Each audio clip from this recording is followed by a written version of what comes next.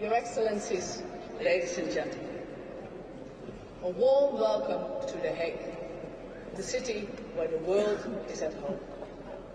Certainly over the next few days, with so many entrepreneurs from all over the world gathered here.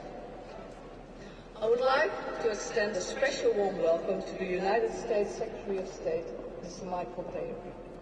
The Hague is honored to welcome you here today, Mr. Secretary.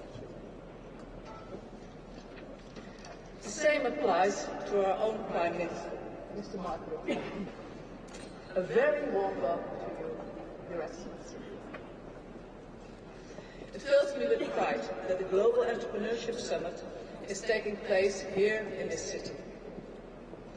True entrepreneurship can only flourish in a free and open society. A society built on the principles of the rule of law. As the international city of peace and justice, this is something that The Hague holds dear.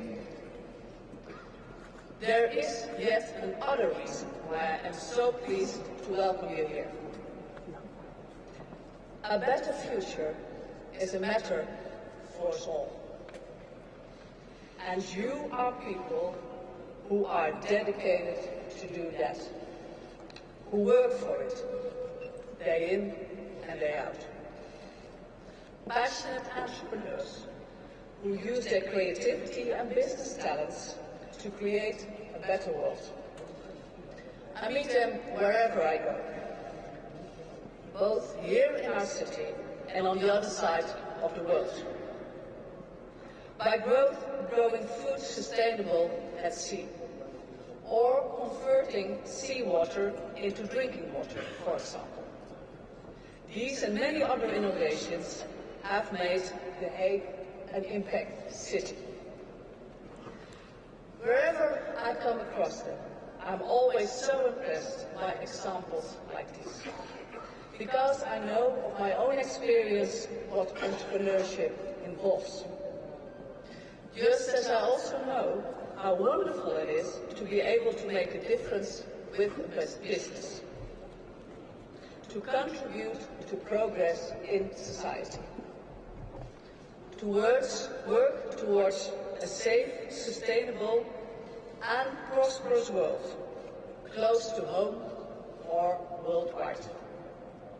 I am also delighted to see that there are more and more women entrepreneurs. This afternoon, I had the pleasure of meeting some of them. But there still could be more.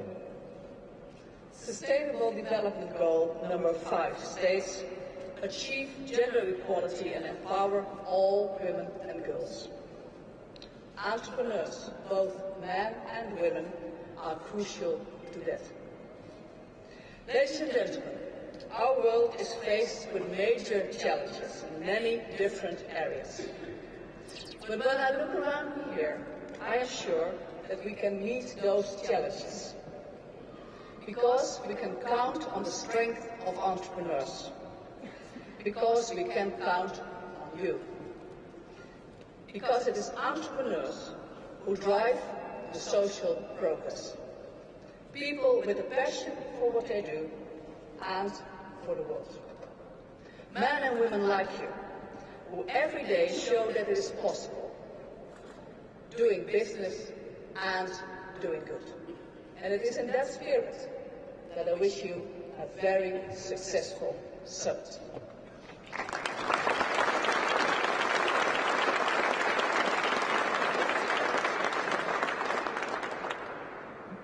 Good afternoon, everyone. Welcome. The Prime Minister and I were just remarking on what a great crowd, what a great group we have here. Thank you, Madam Mayor, for joining us as well and hosting us. I want to thank the Prime Minister as well, and frankly the Dutch people for welcoming us to your country. We're honored to co-host this 9th Annual Global Entrepreneur Summit with our Dutch friends. Before I entered political life, I ran 2 small businesses. I know the risk you take every day, the capital you deploy, and I know that we can't accomplish our national security missions as the Secretary of State, our diplomatic mission, without strong economy. So thank you all for joining us today. Our 2 countries share an abiding belief in this very hour of entrepreneurship. It is the Dutch, after all, that brought the spirit of entrepreneurship to the Americas. You established fur and spice trading posts along our eastern coast, including a little settlement named New Amsterdam.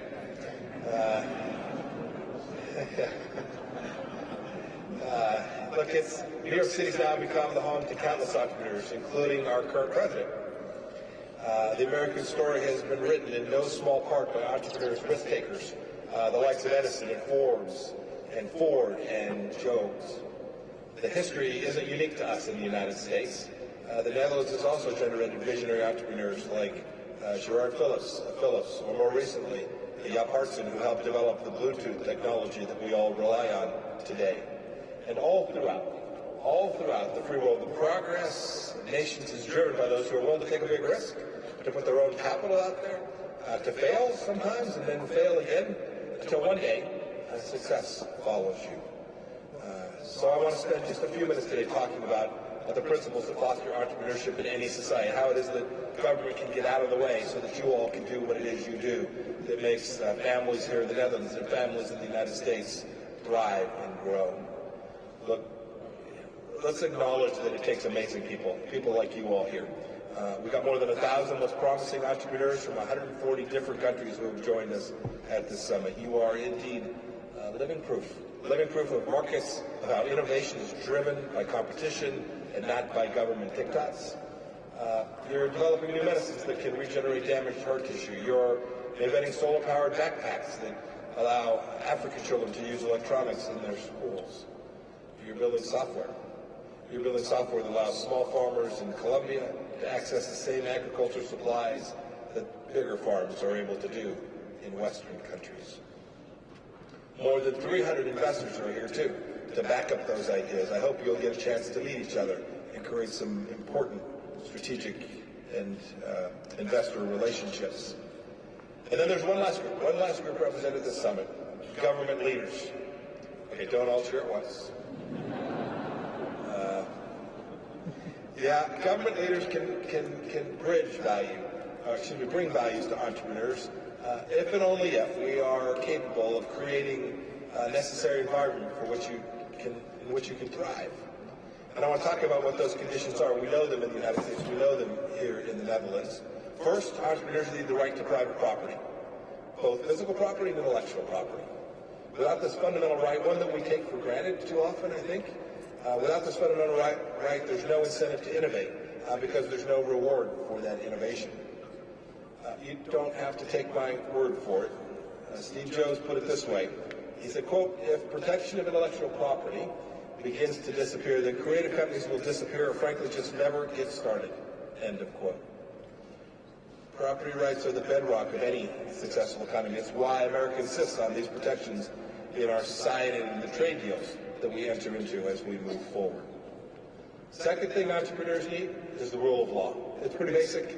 A legal system that's predictable, consistent, creates enforceable rights, and creates understandings among suppliers, customers, and employees, all of those things that permit organizations to thrive and to prosper. Before I entered government, I talked about my time as an entrepreneur. I founded a small manufacturing company. It was critical to know that the government wasn't going to change the rules on a bureaucratic whim. We were depending on that consistent, fair set of rules. In parts of this world, authoritarian states can steal ideas, and they can prop up their own business enterprises. But you should know that they will never, in the end, match the entrepreneurship and innovation found in free and open societies, because their incentives are just all messed up. The same goes for democratic developed countries that wield regulation for political ends. It can't work. Third, and you all know this too, third, government has to stop strangling business. Under President Trump, we slashed unnecessary regulations in the United States. We reduced corporate taxes. This has encouraged companies from the Netherlands to invest in the United States. It's created incentives for American companies to invest all across the world and in our home country. These actions have had undeniable results. We for a long time in America thought that the new normal was 2% economic growth. That's not the case here. It's not the case in any society that obeys these simple free market principles. Our jobless rate today is the lowest in the United States of America in 50 years, 5 decades. job creation among the smallest businesses in America recently broke a 45-year record. We're proud of these accomplishments because there was a central thesis behind it, the very principles I described, that the formula of lower taxes and a light touch on regulation. It works not only in the United States, we believe it works everywhere. So here's an idea. Let's, everywhere in the world, make entrepreneurship great again. But there's a lot more that I could say, but you all know most of this, and I promised that I would be very brief today. And I wish I could stay for all of the summit. I wish I could get a chance to shake everyone's hand here for their willingness to engage in this competitive marketplace and take risks for themselves and those around you. You will ultimately drive the success, not only for your family, those around you and your business, but for our nations as well. I've got to join the President tonight in London. He and the First Lady are there for an official visit, and then they'll go on to another remarkable historic moment. It'll be the 75th anniversary of D-Day, when American and Allied forces rolled back tyranny and laid the foundation for a new era of democracy and freedom, one that we all benefit from today. As entrepreneurs, you carry on that effort, the ongoing story of prosperity, progress, of human flourishing, the recognition of the fundamental nature of dignity of every human being. So I hope you'll take what you learned from the summit. I hope you'll take it back home. And then I hope you'll bring your money to the United States and invest there. But more importantly than that, I hope what you'll do is you'll take the very best. You'll begin to solve problems. You'll innovate. You'll create value for yourselves and for your fellow man. Go out there and crush it. Thank you.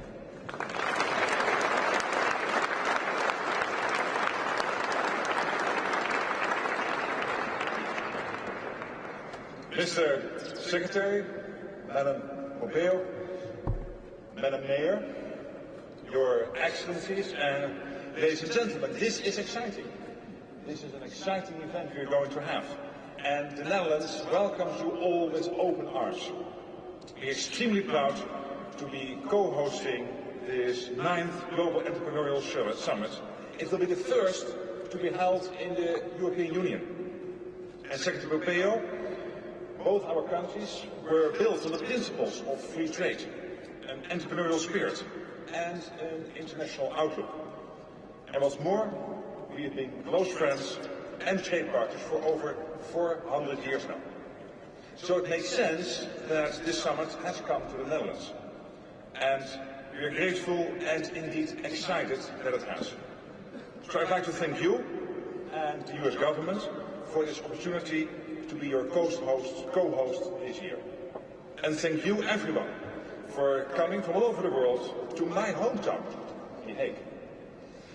Ladies and gentlemen, first and foremost, this summit offers a wealth of opportunities for established multinational businesses and scale-ups, for institutional and private investors.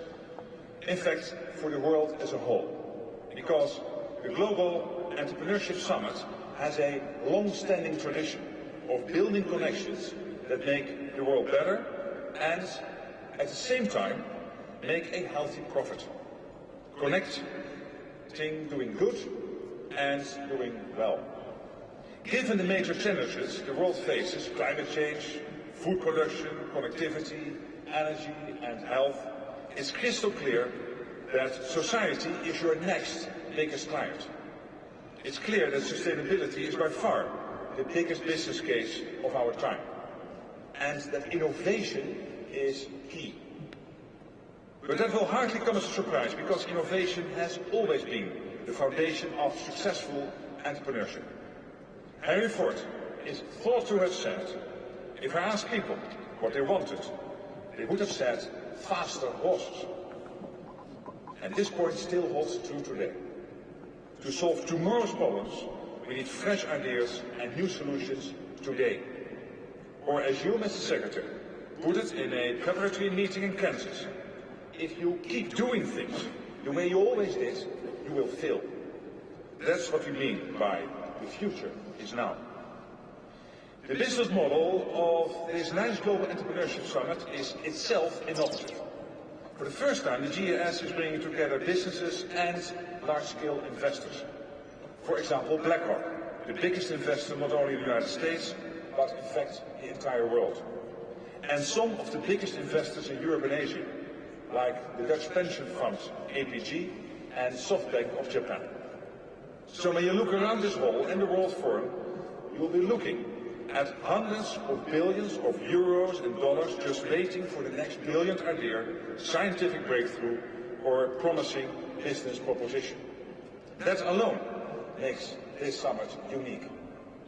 And let's not forget that strong societies are built on entrepreneurship and the principles of free trade. Because entrepreneurship and the rule of law feed into one another. Because democracy, equality, and political stability are prerequisites for prosperity and progress. And because in the end, fair competition and the protection of intellectual property benefit us all. I believe that in today's globalized world, we must acknowledge that international entrepreneurship and international trade are not zero-sum games, and that working together is the best way forward. That too is at the heart of this summit, which brings together the best of the best in entrepreneurship and investment. Ladies and gentlemen, as I'm sure you all know, Steve Jobs once said, "Innovation distinguishes between a leader and a follower." And to me, the fact that you have come to The Hague shows that each and every one of you wants to innovate and lead. Over the next few days, you will be part of a unique community of 2,000 passionate, bright and creative women and men from around the globe. Together, you will seize the opportunities and create new ones to improve the future now. I hope this summit will give you fresh inspiration and interesting networking opportunities. And I wish you all every success. Thank you.